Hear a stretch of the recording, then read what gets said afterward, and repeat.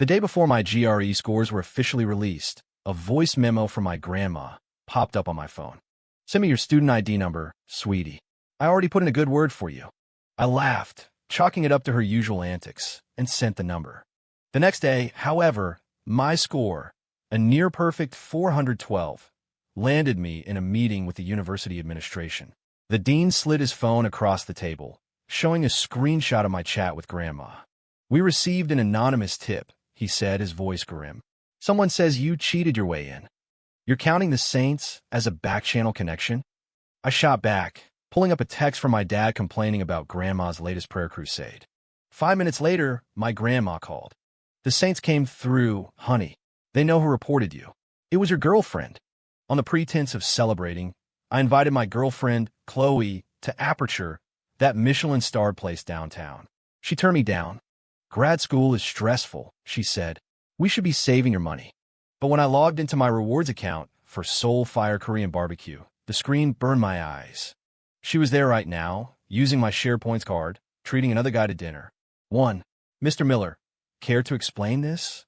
Dean Thompson's face was a stone mask. He slapped his phone on the polished mahogany table and pushed it toward me. On the screen was a screenshot of my iMessage chat with my grandmother, clearly photographed from another phone. "Grandma, Ethan, honey, send me your student ID number. I already spoke to someone very high up for you. It's a sure thing." Me. "Grandma, you can't do that. Pulling strings is against the rules." "Grandma, what are you afraid of? The people I talk to are above the rules." The air in the room felt thick enough to choke on. Across from me sat 3 administrators and the 2 professors I'd hoped to study under. Dean Thompson's finger tapped heavily on my grandma's last message. "We received a formal complaint," he said, his voice like ice cracking. "Sent from a burner email. It alleges that you used improper connections to secure your graduate school admission, compromising the integrity of this university. The evidence is right here. What do you have to say for yourself?" A chill shot up my spine. My ears started ringing, and a single thought screamed through my head. Who could have gotten into my phone to take that picture? It had to be someone close. My family? My girlfriend, Chloe? Or was it one of the 3 idiots back in my dorm room, Jax, Brock, and Duke, currently inhaling bowls of instant ramen? The idea was absurd. Rage boiled in my chest. A dry, humorless laugh escaped my throat. Across the table, one of the professors frowned, his brow furrowing deeper. "Connections?" I lifted my head, meeting all 5 pairs of judgmental eyes. I reached into my pocket, pulled out my own phone, opened my texts, and tapped on the chat with my dad, Ethan Miller Sr. I found a conversation I was looking for and shoved the screen right in the dean's face. "Here, Dean Thompson, all of you take a look. These are my connections." My own father's words. My finger stabbed at the screen, highlighting my dad's texts. "Dad, your grandmother is on another one. Forced me to drive her to St. Jude's Cathedral at the crack of dawn this morning. Dad, she lit a candle for every single saint in the building. Didn't miss one. Dad, swears she made a deal with St. Jude himself to guarantee your acceptance. This woman, my God." The room fell completely, utterly silent. The expressions on the faces of the deans and professors froze, their looks of anger, suspicion, and authority cracking and giving way to a shared, profound sense of bewilderment and absurdity. Ahem. A younger professor let out a choked cough, immediately suppressing it, his face turning beet red. Dean Thompson's lips parted as if to speak, but he just sank back into his plush leather chair, pinching the bridge of his nose and letting out a long, weary sigh. "This is a circus," he muttered. The anger was gone from his voice, replaced by a heavy sense of disbelief and exhaustion. The tension in my shoulders eased a fraction, but the fire in my gut burned hotter than ever. "So," I said, pulling my phone back, "just because my grandmother is a devout Catholic who prays for her grandson's success, someone takes a picture and reports me for academic fraud?" I looked at each of them in turn. If that's the standard, how many of the thousands of other applicants are clean? "Are you going to investigate every student whose family went to church last Sunday?" No one answered. The only sound was the heavy breathing in the confined office. Dean Thompson waved a tired hand. "All right, we will look into this internally. Mr. Miller, you can go. For now, Just focus on preparing for your final interview. He paused, his tones softening slightly. Your score. It was genuinely exceptional. Thank you, sir. I managed the words stiff. I turned and walked toward the door. As my hand closed around the cold metal handle, the dean's voice stopped me. By the way, the burner email address. The alias was Whispering Willow. Whispering Willow? I didn't stop. I yanked the door open and stepped out. The door clicked shut behind me, sealing me off from that suffocating room. I leaned against the cool wall of the empty hallway, my body trembling slightly. Who? My family? No way. Chloe? The girl who loved to curl up in my arms and tell me how much she adored me? Or my roommates? Jax, Brock, and Duke? Those guys forget their own names when there's ramen involved. I pulled out my phone and opened my contacts. My thumb hovered over the name Chloe, but after a few seconds, I scrolled down and opened our dorms group chat instead. Me, emergency meeting. I am buying pizza. Get back here now. When I pushed open the door to our room, the aggressive scent of cheap pepperoni and garlic powder hit me like a wall. Dude, Ethan, you're back. Finally, Brock yelled, his face, along with Jax's and Duke's, buried in a greasy pizza box. Empty cans of cheap beer littered the desk. The focused, brain-dead looks in their eyes extinguished the tiny spark of suspicion eyed toward them. There's a limit to the evil a man can commit while chugging a beer and stuffing his face with pizza. It's an unspoken law of the universe. Guys, I said, dropping my backpack on my bed. My voice wasn't loud, but it cut through the chewing. 3 heads snapped up, 6 eyes locking onto me. I'm in deep shit, I said, pulling up a chair. Just got out of a meeting with the dean. Someone sent them a screenshot of my text with my grandma, accusing me of cheating to get into the grad program. What? Jax dropped his slice, his eyes wide. Cheating? Your grandma? What? Did she bribe a professor with her famous apple pie? Worse, I said, a bitter smile twisting my lips. She lit a candle for me at St. Jude's. Cough, cough, cough. Duke nearly choked on a mouthful of crust, his coughing fit shaking the whole room. The Saints. Brock stared, completely baffled. Yep, the Saints. I nodded. The anonymous email was Whispering Willow. The screenshot was taken with a phone, aimed at my phone screen. The only people who could have done that, I said, my gaze sweeping over the 3 of them, are my parents, Chloe, and you guys. A strange silence fell over the room, broken only by the fizzing of a freshly opened can of beer. A second later, all 3 of them exploded. Whoa, Ethan, you think it was me? Jax shot to his feet, his face turning red as he pointed at his own chest. I'm swamped with my own damn internship. Our majors are completely different. What would I gain? Hoping your grandma adds my name to her prayer list. Brock slammed his can down. Dude, I swear on my life. I applied to a totally different school. My scores are solid. A 390, I'm a shoe-in for the interview. Why would I report you? Am I that bored? Duke didn't say a word. He just whipped out his phone, opened his banking app, and shoved the screen in my face. The number in his trust fund account had enough zeros to make my eyes water. He rolled his eyes. Ethan, do I look like I need to sabotage my friend for a grad school stipend? Okay. My bad, guys. I held up my hands, a weight lifting from my chest. It wasn't you. So that leaves. My parents wouldn't. So it has to be. I hesitated. Chloe? Or Caleb? Caleb was another friend of mine. Caleb. Brock frowned, shaking his head. Like Chloe, he's not even applying to grad school. What's the motive? There's no benefit for either of them.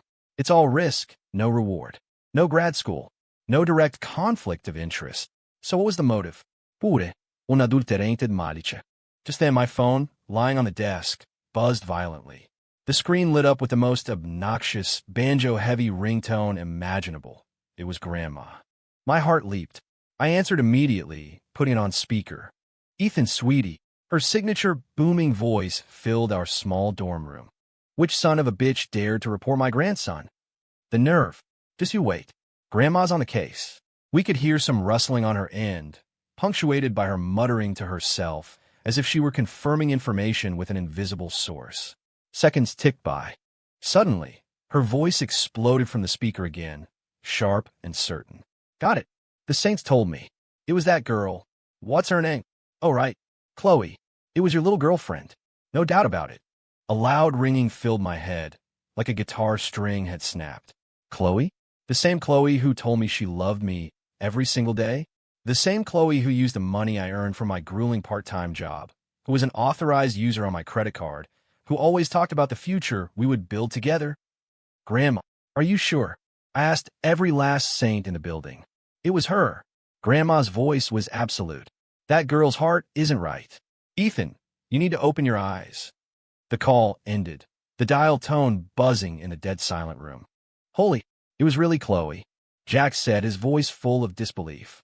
They never used to believe my grandma's strange pronouncements, but after she'd been uncannily right time after time, their skepticism had turned into unwavering faith. Brock slammed his fist on the table. Damn, that's cold-blooded. After everything you do for her, Ethan, she... Wait, Duke, who had been quiet, suddenly cut him off. His eyes glinted behind his glasses. Ethan, what's the motive? The Saints. Yeah. Grandma said she did it, but why? Like Brock said, it's all risk, no reward for her. Motive? Duke's question cut through the fog of my anger like a bolt of lightning. He was right. Motive. A thought slammed into my brain. Caleb Vance. The guy Chloe always described as the cousin I grew up with, who was closer than a real brother. He had also applied to Northwood for the same spot, with the same notoriously old-school professor. And that professor was only taking one student this year. Caleb's GRE score. I remembered it clearly. 385. Mine was 412. I'm going to make a call, I said, my voice unnervingly calm. I picked up my phone, found a contact, Chloe, and hit the call button. Ring, ring, ring. A few seconds later, she picked up. Her sweet, slightly whiny voice cooed from the speaker. Hey, babe, what's up? Miss me already? I forced my voice into the goofy, love-struck tone I always used with her. Chloe, I have amazing news. The scores are out. I got a 412. I'm in. I'm really in.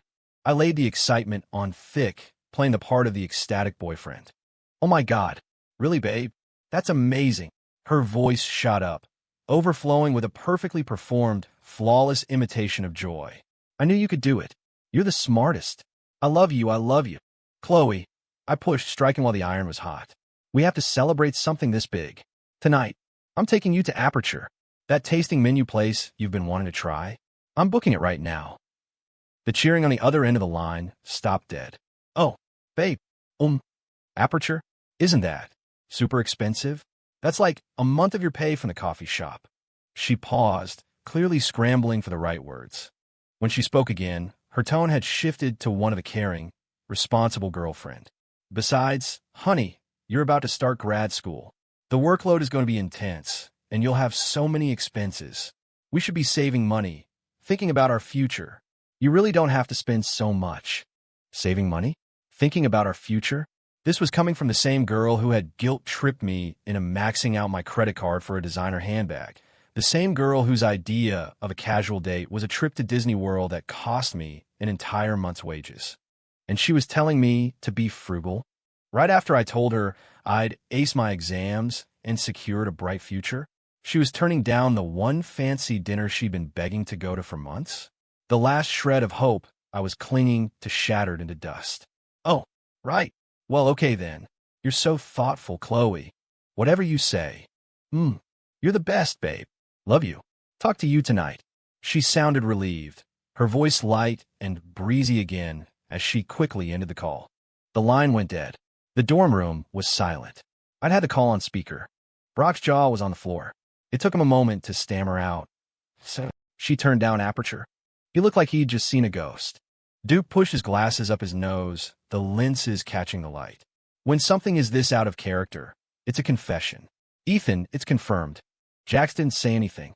He just took his phone back from me, his thumbs flying across the screen. He pulled up his mobile banking app. He navigated to the credit card management page, the one Chloe was an authorized user on, and scrolled through the recent transactions. Found it. Jax looked up, his eyes blazing. 10 minutes ago. A payment to Lyft. $17.80. He turned the screen toward us. The starting point is vague, but the destination, it's nowhere near downtown. It's headed south toward the new Palisades Center out in the suburbs. The Palisades Center? The suburbs? Chloe had told me she was going to the main library downtown this afternoon to study. A wave of cold fury and the raw humiliation of being played for a fool washed over me. Jax, check the Soulfire rewards account. I had registered the account, but Chloe loved the place, so I'd linked her phone number to it for convenience. Jax understood immediately. He logged into the restaurant's app, and four heads huddled together over the small phone screen. Login successful. Member portal. Current activity. Today, 2:05 p.m. Palisades, center location, table seated. Order details. Classic spicy broth. Signature marinated short rib. Premium brisket, pork belly. Spicy squid, beef tongue. Spicy squid. Beef tongue. Every time I went there with Chloe, she wrinkled her nose and complained those dishes were gross and unhealthy. She only ever ate the plain broth with brisket and shrimp, the clean stuff. And now, she had turned down my celebratory dinner at Aperture, lied about going to the library, and snuck off to a Korean barbecue joint in the suburbs to order a table full of the very food she claimed to find disgusting. Who was she ordering it for? Her closer-than-a-brother cousin, Caleb Vance? Crack. I slammed my fist into the metal frame of my bunk bed. Let's go. I snarled through clenched teeth. We're going to the Palisades Center. Right now. Ethan, cool it. Storming in there and flipping the table will just make things worse. Jax grabbed my arm, his grip firm on my trembling bicep. You want to catch them? You have to catch them red-handed. We need to make sure she can't talk her way out of this. His fingers flew across his phone, opening the live chat feature in the restaurant's app. Hi there. Our friend is on her way to meet his girlfriend for a surprise. Can you tell us which table a Chloe Vance is at? Yes, Chloe Vance. Phone number ending in. The polite voice of a host came through the speaker a moment later. Of course, sir. Ms. Vance is in booth A17, by the window overlooking the plaza. A17, by the window. Jax repeated under his breath, nodding at Duke. Duke immediately got on his own phone, searching for a floor plan of the restaurant. Let's move, Jax said, pocketing his phone. Stick to the plan. Ethan, remember, you're there to surprise her. The Palisades Center was packed. A long line snaked out from the entrance of Soulfire, but a host greeted us warmly. How many in your party, sirs? We're meeting someone, Jax said smoothly, stepping forward. A17 for Chloe Vance. We're her friends, here to surprise her. The host smiled. Of course, right this way. A17 is just by the window. I forced my facial muscles into a stiff, twisted caricature of a happy surprise as I followed Jax through the bustling restaurant. Booth A17. It was getting closer. The figures of the two of them became clearer. Chloe was wearing the expensive jacket I'd reluctantly put on my credit card for her birthday. She was laughing, her head thrown back, a pair of tongs in her hand holding a freshly grilled piece of beef tongue. With a look of almost fawning tenderness, she was moving that piece of beef tongue toward the mouth of the man sitting across from her. And that man, Caleb Vance, was leaning forward with his mouth open, waiting to receive it. He even reached out and, with unnerving casualness, used a napkin to dab a tiny smudge of sauce from the corner of Chloe's mouth. The gesture was sickeningly intimate. Closer than a brother? Screw that. Chloe, Vance. I shoved a decorative plant aside and roared as I charged toward them. Every head in our section of the restaurant snapped in our direction. Chloe flinched so hard the beef tongue dropped from her tongs, sizzling into the grill. She whipped her head around, and when she saw me, the color drained from her perfectly made-up face. Caleb practically jumped out of his seat, the smug look on his face instantly replaced by panic and the irritation of being caught. Ethan, Chloe's voice was a squeak. What? What are you doing here? What am I doing here? My anger boiled over into a bitter laugh. I pointed at the grill full of food, at the piece of meat in Caleb's bowl she had just served him. I shouldn't be here. How about you? Aren't you supposed to be at the goddamn library? And you? I rounded on Caleb. Some brother. Wiping her mouth? Let her feed you? Caleb, you two sure have a close family bond. I bit down on the last words, my voice dripping with venom.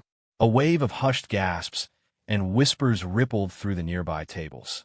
Dozens of eyes were now fixed on Chloe and Caleb. Caleb's face flushed red, then went pale. He avoided my gaze for a second before forcing himself to look confident. Ethan, what the hell is your problem? Chloe is my cousin. What's wrong with me looking out for her? You come in here, screaming like a lunatic. Have you got no class at all? Cousin, Jax appeared from behind me, a deceptively friendly smile on his face. Whoa there, Caleb. No need to get worked up. Ethan just got a 412 on his GREs. He was so excited, he wanted to surprise his girl. Who knew she'd be out here having dinner with her cousin? He dragged out the word cousin, making it sound like an insult. Jax's eyes scanned the table, finally landing on the platter of beef tongue that had barely been touched. Huh, he said, feigning surprise. Beef tongue and spicy squid, pork belly. Hey, these are all of Ethan's favorites. He turned to Chloe, his expression a perfect mask of innocent confusion. Chloe, I thought you always said this stuff was gross and unhealthy. You never let Ethan order it. How come today? Oh, I get it. So, it's not that the food is gross, it's just that Ethan's not good enough to eat it with you. Only your special cousin is worthy, right? His words were like a knife, twisting right in Chloe's gut. The murmuring from the surrounding tables grew louder. Chloe's face was scarlet, her lips trembling. She tried to form a reply, but couldn't get a single word out. Caleb looked like he'd been slapped, a vein throbbing in his forehead. He shot Jax a death glare before turning back to me, trying to salvage the situation. Ethan, you're overreacting. Chloe was just craving it. Look, since you're here, why don't you just sit down and eat with us? Waiter, 2 more sets of silverware. Sure, Jax said before I could refuse, plopping himself down in the booth. I am starving. Waiter, yeah, we need more food. 2 more orders of the beef tongue, 2 spicy squids, another pork belly, and 3 orders of the short rib, the expensive kind, and oh, that Wagyu brisket. Get 2 of those. Oh, and get these 2 a couple of Cokes or something. They look like they need to cool down. He rattled off the order with ruthless speed, picking all the most expensive items on the menu. The muscles in Caleb's jaw twitched, and he looked at Jax like he wanted to murder him. Soon, a cart piled high with plates of meat arrived at our table. Come on, Ethan, sit. Make yourself at home, Jax said, beckoning me over. He picked up a fresh set of tongs and started aggressively loading the grill. Caleb, don't just sit there, eat. This short rib is amazing. Oh, the beef tongue's ready. You gotta try this. It's Ethan's favorite, and Chloe, your cousin, ordered it special for you. Caleb stared down at the piece of grilled tongue Jax had just dropped into his bowl. The grayish, textured meat glistened under the restaurant lights, and his stomach churned. I watched them coldly, picking at a piece of lettuce from my side of the grill. Jax, meanwhile, was on a mission, attacking the most expensive cuts of meat with gusto and providing a running commentary. This Wagyu is insane. And this short rib, so tender. The squid is perfect. You really get what you pay for. Caleb, Chloe, you guys gotta eat. Don't let it go to waste. The curious, judgmental, and scornful stares from the other diners never let up. Caleb and Chloe barely touched their food, their faces grim and miserable. Finally, the long, torturous meal came to an end. A waiter brought the check. That'll be $478, sir. Caleb lunged for it like a lifeline, pulling out his phone. I've got it. My treat for my cousin. He moved quickly, desperate to end the ordeal.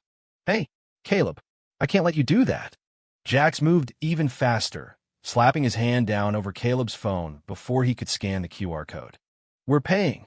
We're celebrating Ethan's amazing score. Besides, he said, his tone shifting as his eyes locked on Chloe. Every time you and Ethan eat out, don't you always get a doggy bag for your roommates? We ordered so much today, it's perfect. He turned and bellowed to the waiter. Excuse me, can we get everything that's left on the grill and the platters packed to go? Yes, all of it. We'll take the leftover broth, too. The waiter looked surprised for a second, but nodded. Of course, sir. Chloe's face turned a deep shade of crimson, the humiliation making her tremble. Jax, what? What do you think you're doing? What does it look like? Jax feigned innocence. Being frugal is a virtue. Ethan always supported you packing up leftovers for your friends. What's the problem? You don't want to pack some up for your cousin to have as a late-night snack? What do you say, Caleb? He grinned at the man, whose face was now as dark as the charcoal in the grill. Caleb's jaw was clenched so tight it looked like it might break. He forced 2 words through his gritted teeth. Do. Whatever. A stack of takeout containers was soon filled and bagged. Jax weighed them in his hands with satisfaction, then turned his beaming smile on Caleb, who was still holding the check. Ready to pay, Caleb? $478. Venmo, or card. Caleb's hand was shaking as he fumbled with his phone, taking 3 tries to complete the payment. All done. Let's go. As we stepped out of the noisy, overheated restaurant, Chloe seemed to finally catch her breath. She immediately clung to Caleb's arm, her voice loud and filled with a manufactured sense of distress. Caleb, take me home. I don't feel well. She didn't even glance in my direction. Caleb nodded eagerly, clearly desperate to get away from us. Okay, let's go. All right, you two have a good night. Jax waved cheerfully. The second they turned their backs, the smile vanished from his face, and he shot me a look. Like ghosts, Jax and I slipped silently into a nearby stairwell. What floor? I asked, breathing heavily. 4th, the movie theater. Jax's voice was urgent but steady. I saw them hit the button for the 4th floor. We bolted up the stairs, pushed through the heavy fire door, and melted into the shadows, our eyes fixed on Chloe and Caleb as they stepped out of the elevator and walked toward the ticket kiosks. Caleb tapped at the screen of a self-service machine. A moment later, 2 tickets printed out. He picked them up and said something to Chloe. They both looked relieved, like they'd just survived a disaster. But there was something else in their expressions. A flicker of smug satisfaction, like a plan was back on track. Chloe even gave Caleb a playful little shove. They took their tickets and walked toward the ticket taker. On the digital screen above the entrance, the poster for their movie was massive and unavoidable. Always You, a blockbuster romance currently in theaters, a cheesy melodrama about a first love that never died. Son of a bitch, Jax muttered under his breath. A guy takes his cousin to see a sappy romance movie? This is some next-level gaslighting. That asshole Caleb isn't even trying to make it believable anymore. I stared at their retreating figures as they disappeared into the theater, the last shred of my denial turning to ash. Back to the dorm, I said, my voice dangerously quiet. It's time to end this. We pushed open the door to our room to find Brock and Duke pacing anxiously. They shot up from their chairs. Well, Ethan? Jax. Jax dropped the 2 large, greasy bags of leftovers on the floor. We got him. The happy couple was feeding each other at Soul Fire and wiping sauce off each other's faces. Then they went straight to the 4th floor movie theater to see a romance flick. That bastard. Brock kicked a chair in frustration. It gets better, Jax said with a cold smile, looking at Duke. Duke, remember how Caleb was bragging to everyone in his dorm about his amazing girlfriend? The one who buys him a new Nintendo Switch, expensive sneakers, and is just so understanding. Duke pushed his glasses up. Yeah, the jerk never shuts up about her. The whole dorm knows. What? His amazing girlfriend? Jax sneered, his voice rising. It's Chloe. What? Brock and Duke yelled in unison. The realization hit Duke like a physical blow, and his face contorted in disgust. Oh, hell no. So, that bitch Chloe has been using Ethan's money to support her real boyfriend. Caleb? The Switch? The sneakers? That was all from Ethan's part-time job. All of Chloe's sob stories, her difficult family situation, her dad's medical bills, her mom getting laid off, flashed through my mind. Not a single word of it had been true. There's more, Jax added. The most important part. Caleb applied to Northwood. Same program as Ethan. Same professor. That old-timer is only taking 1 student. Caleb's score? 385. Ethan's? 412. The room fell silent. All the pieces of the puzzle slammed together, forming one ugly picture. Chloe got close to me to use my money and my emotions. Caleb played the part of the friendly cousin to keep me from getting suspicious. They photographed my private conversation with my grandma and used a burner email to report me, all to ruin my reputation and hopefully get my application thrown out, clearing the path for Caleb. What a pair of snakes, Brock said, his body trembling with rage, his eyes red. They played Ethan for a fool, a walking ATM, a stepping stone. Hey. I hung my head, my shoulders shaking uncontrollably. Good. That's just perfect, I said, looking up, my eyes completely devoid of warmth. Caleb Vance. Chloe Vance. You two like to play games. I slowly held up 4 fingers. 1. Caleb Vance is not getting into Northwood. He will never set foot on that campus as a student. 2. Chloe Vance is going to lose that internship she's so proud of. 3. I want them both publicly humiliated. I want their reputations destroyed so completely they won't be able to show their faces anywhere. And 4, I want them on their knees, begging me for forgiveness. We're in. First step, I said, picking up my phone. We lull them into a false sense of security. Make them think I'm still the same gullible idiot. I opened my chat with Caleb. Sure enough, there was a new message from him. Caleb, hey man, today's dinner was my treat for my cousin, but the stuff you guys added on, think we could split that? The total was $478. Your half is $319. Attached, receipt screenshot. The sight of the number made my stomach turn. Me, no way, Caleb. My treat, I insisted. Sorry I made you pay. I'll send it now. Venmo payment, $319. Me, you're a good dude, man. We should hang out again soon. Sending the money felt like throwing it into a fire, but I knew that little bit of good faith would solidify their belief that I was a complete moron. Step 2, the test. I looked at Jax. I'm going to tell her I got reported, and I'm falling apart. When she gets here, act like you don't know anything, and just let her have it. Jax's face broke into a grin. Say no more. Leave it to me. Not long after, there was a soft knock on the door. It was Chloe, holding a small, flimsy plastic bag. Ethan. She pushed the door open, her face a carefully constructed mask of concern and tenderness. Are you okay? Jax told me you were upset. I brought you something to eat. She held out the bag. Inside was a sad-looking, pre-packaged sandwich from the campus convenience store. Well, look who it is. Jax shot up from his chair, his inner actor taking over. He stormed toward her, his face a mask of fury, his voice loud enough for the entire floor to hear. Son of a bitch. I want to know which motherless, soulless, gutter-crawling piece of human garbage reported my boy Ethan. Huh. I hope they get hit by a bus, struck by lightning, choke on their food, drown in a puddle. I hope they get audited by the IRS. Their whole family should rot in the deepest, darkest pit of hell for all eternity. Jax's tirade was a masterclass in creative profanity. Chloe was so stunned by his sudden, violent outburst that she went pale, her body trembling as she instinctively took a step back, nearly dropping the sandwich. Chloe. Jax stopped right in front of her, his eyes bloodshot as he stared her down. Tell me, a pathetic scumbag who reports my friend.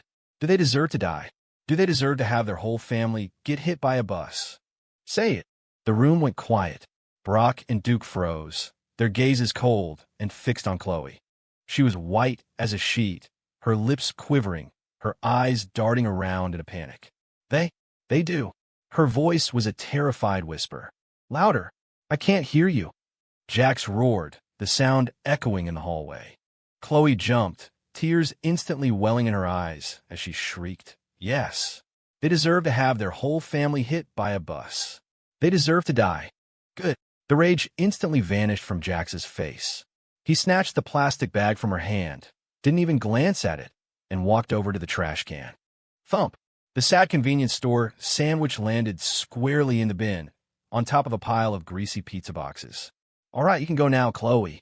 Ethan needs a space, Jax said, his back to her, his voice flat and dismissive. Looking like she'd just been granted a pardon from the governor, Chloe didn't hesitate for a second. She covered her face and practically sprinted out of the dorm.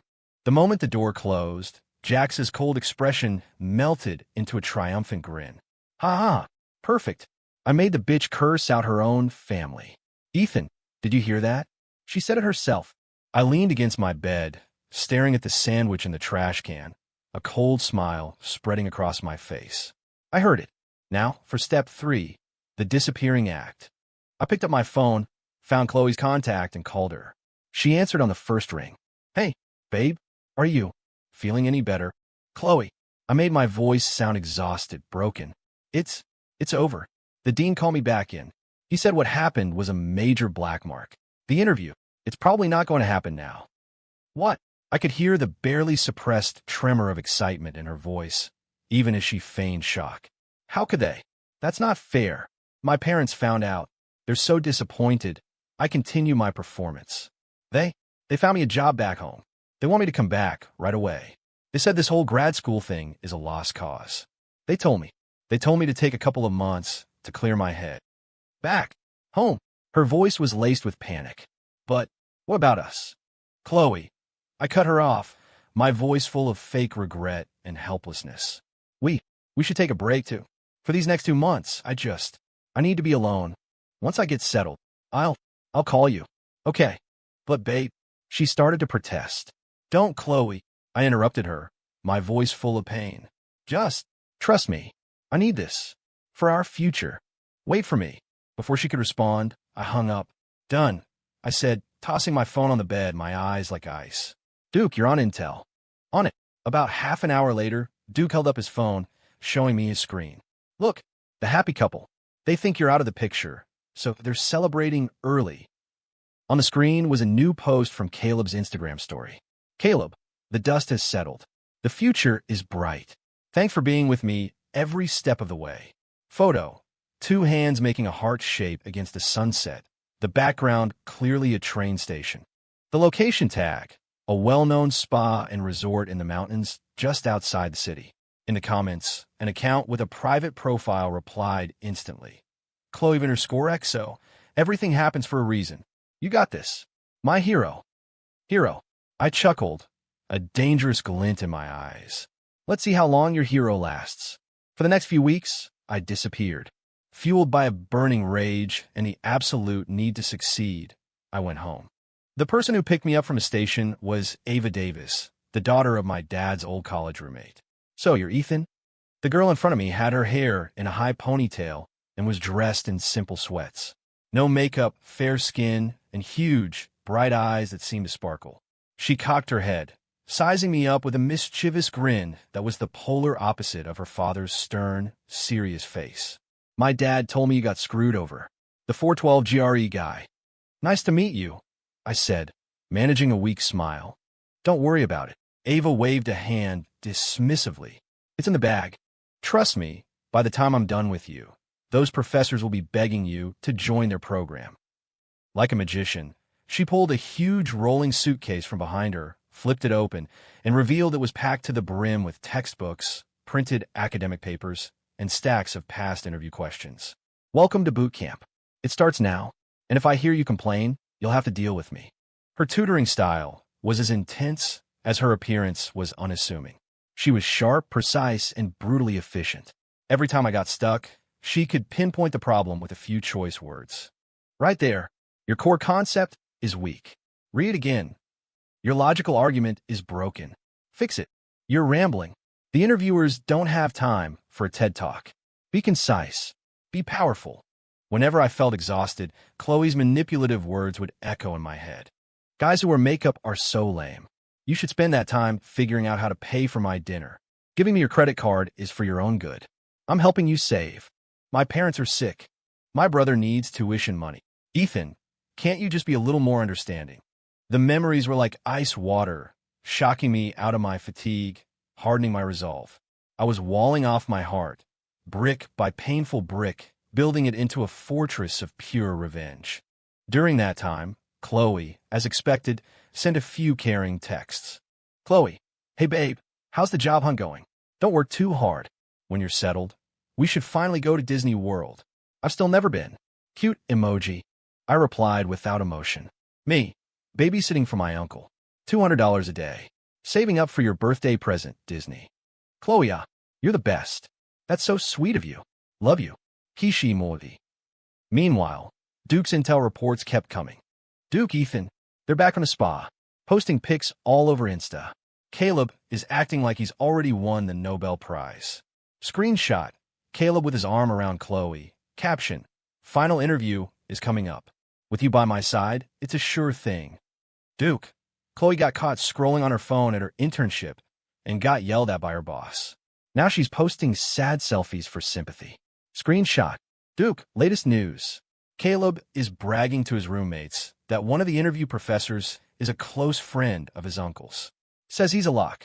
Reading these, the cold smile on my face grew wider. Time flew. A week before the final interview, I quietly returned to campus. The final act of my revenge was about to begin. Hey, Chloe. My voice was a carefully crafted mix of excitement and eagerness to please. My uncle gave me a little bonus. I know you have tomorrow off, and we haven't seen each other in forever. Let's go to that all-you-can-eat seafood buffet. And after, we'll hit the mall. You see anything you like, it's yours. There was a pause on the other end. Then Chloe's voice, trying and failing to hide a greedy thrill. Oh, really? Oh my God, babe. You're the best.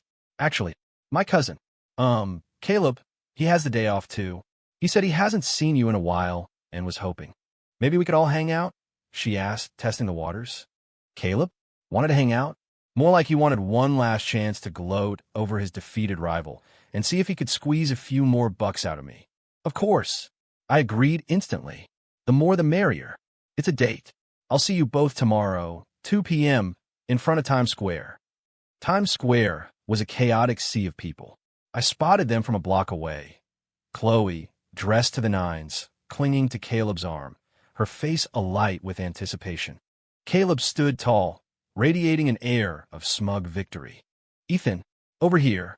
Caleb actually waved when he saw me, a phony smile plastered on his face, his voice booming as if we were the best of friends. Jax and I exchanged a look, a cold smile touching both our lips. I jogged over, forcing an equally enthusiastic grin. Caleb, Chloe, sorry to keep you waiting. Not at all. Caleb clapped me on the shoulder in a show of false camaraderie, his eyes sizing me up with condescending pity. Chloe told me you found a job. That's great, man. Stability is what's important. His tone shifted, a hint of disdain creeping in. Speaking of which, Ethan, I saw this amazing gaming laptop online. Top-of-the-line specs, it would be sick for gaming. I was thinking. Before he could finish, everything changed. 3 young people holding phones on gimbals, wearing press badges for a channel called Main Street Mike, burst out of the crowd as if on cue and surrounded us. A microphone was thrust in Caleb's face. Excuse me. Hi. We're from the YouTube channel Main Street Mike. We're doing a man-on-the-street segment. Quick question. Are you two a couple? The bubbly host asked, aiming her phone's camera directly at me and Chloe. The sudden ambush left Chloe and Caleb stunned, their smiles frozen, a flicker of panic in their eyes. We're. Chloe instinctively tried to deny it, shrinking behind Caleb. We sure are. I cut in, smoothly wrapping an arm around Chloe's shoulders. I beamed at the camera, the very picture of a naive, love-struck college kid, my voice loud and clear for the microphone. This is my girlfriend, Chloe Vance. And this, I gestured grandly toward Caleb, whose face had turned an ugly shade of purple, is her cousin, Caleb Vance. We're super close. I even bring him along on our dates, because he's so protective of his little cousin. In fact, he was just asking me to buy him a new gaming laptop. Right, Caleb? The words tumbled out, a torrent of damning information delivered with the most sincere, innocent smile imaginable.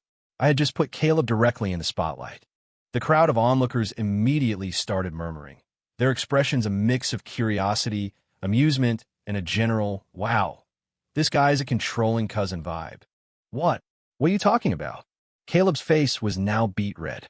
He shoved the microphone away, his voice a furious hiss. We're not doing an interview. Get out of here. He tried to grab the host's arm. Chloe started panicking too. Ethan, are you insane? Who told you to say that? It's none of your business. She lunged for the host's phone. The scene descended into chaos. Hey, sir, calm down. We're just... Stop filming. Delete that. Do you hear me? Caleb, let's just go.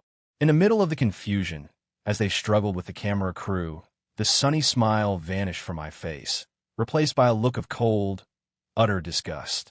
I violently shook off Chloe's hand as she tried to grab me, my voice suddenly booming with theatrical hurt and anger. Chloe, Caleb, what the hell is your problem? I offered to buy you dinner, buy you a laptop, and you humiliate me in front of all these people.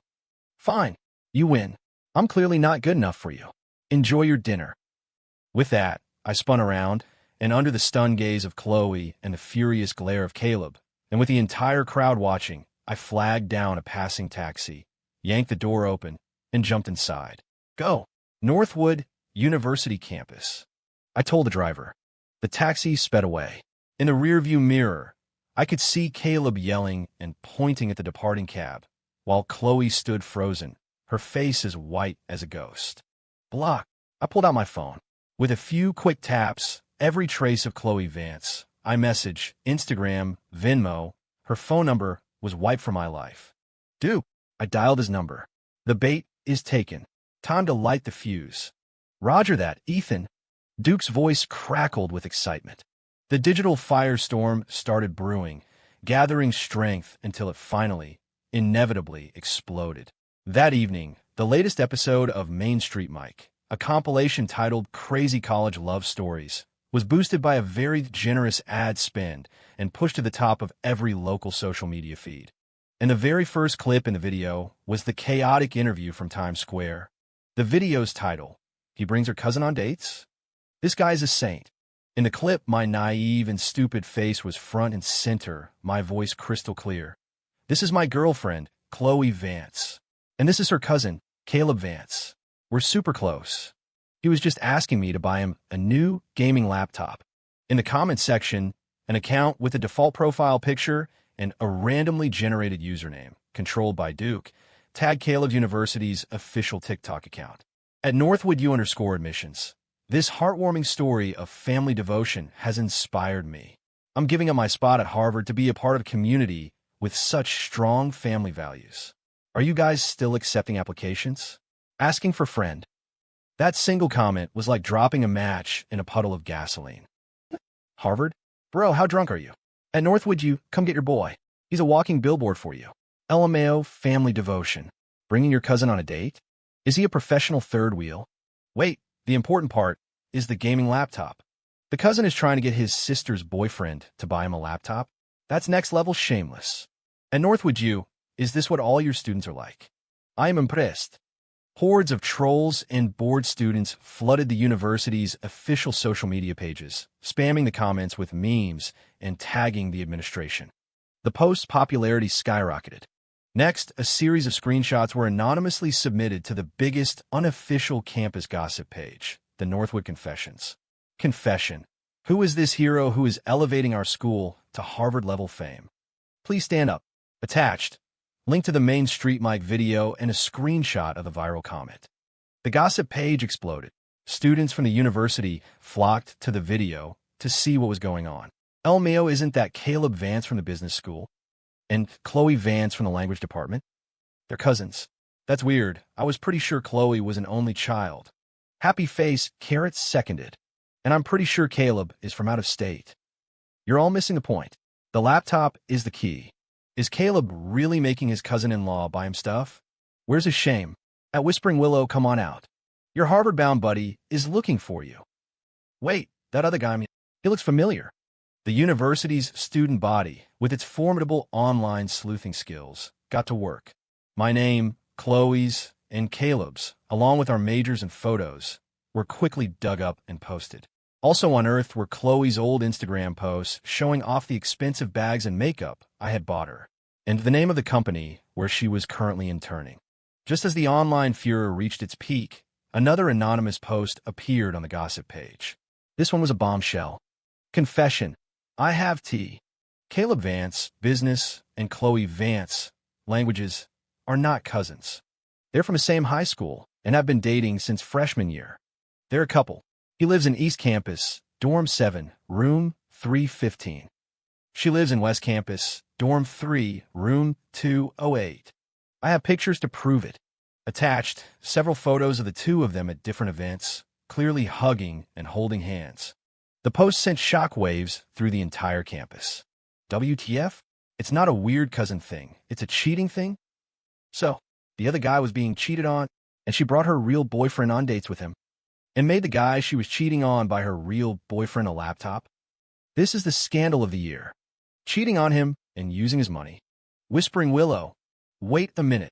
Wasn't that the email alias used to report Ethan Miller for cheating on his GREs a few weeks ago? Case closed. Caleb Vance also applied to the grad program at Northwood. Same professor as Ethan. Ethan got a 412.